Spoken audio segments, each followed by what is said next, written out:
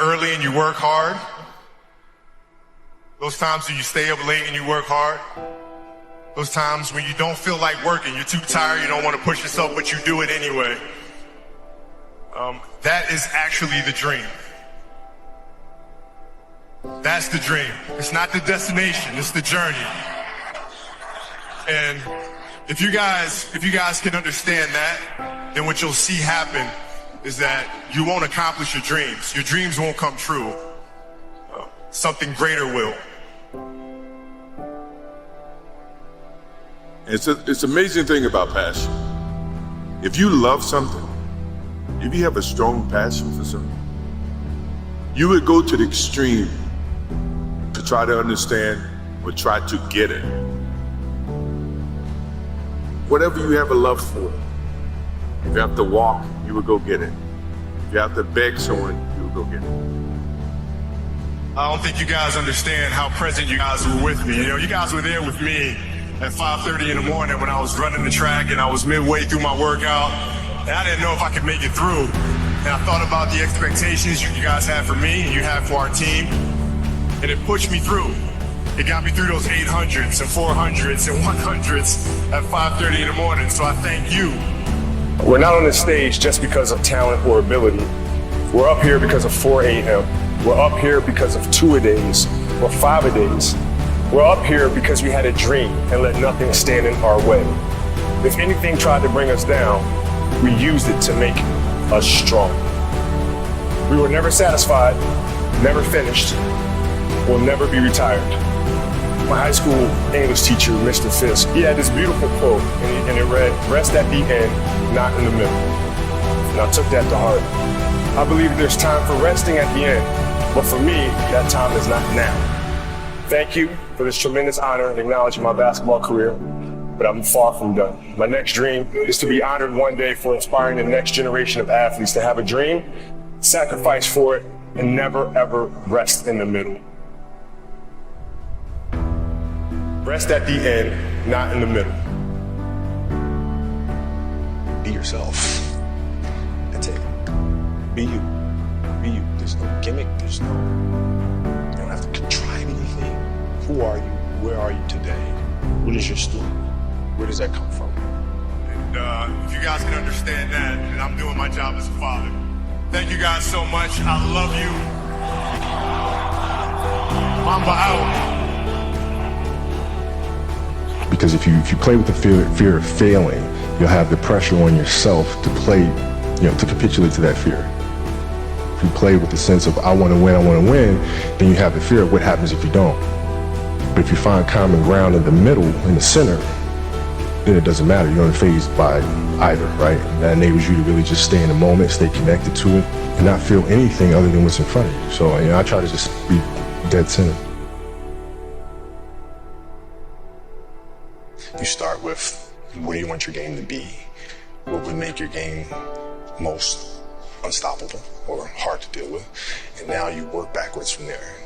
And you start building it one piece at a time, one move at a time, one counter at a time.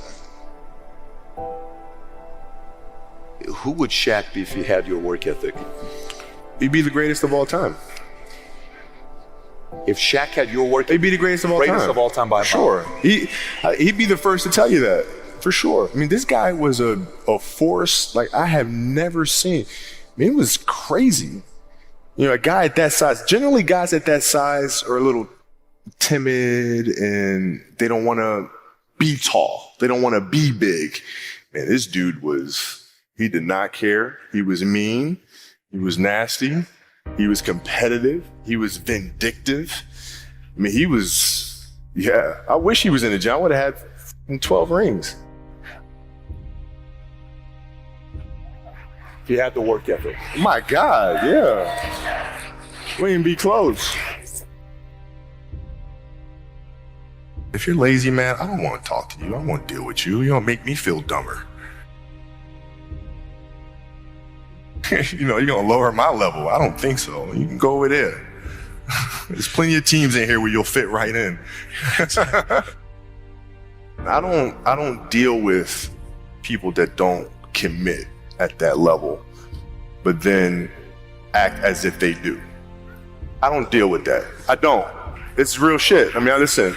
So, like, we used to get into stuff all the time because it was like, you know, he would say, okay, Kobe's not throwing me the ball. And, you know, media would take it and run with it and all this other stuff. And I'm like, well, bruh, if you were in shape, by the time I run down on a fast break and run back and then run down, you're still coming down the first time, bruh. Like, what the hell do you want me to do? Right? So a lot of our contention came from that. And even though he was older, you were still confronting him. You didn't care. Oh, I didn't care, man. From listen, day one, bro. From day one. I knew for sure Rick Fox, my teammates, they all thought I was absolutely crazy the day me and Shaq got in a fist fight. After that day, they were like, okay, Kobe, you're certifiable. Fist fight. Oh, yeah. Fist fight. I'm not backing down. Listen, either you're going to and whoop Shaq my had ass or we're going to have a night. But, you know, ain't no way.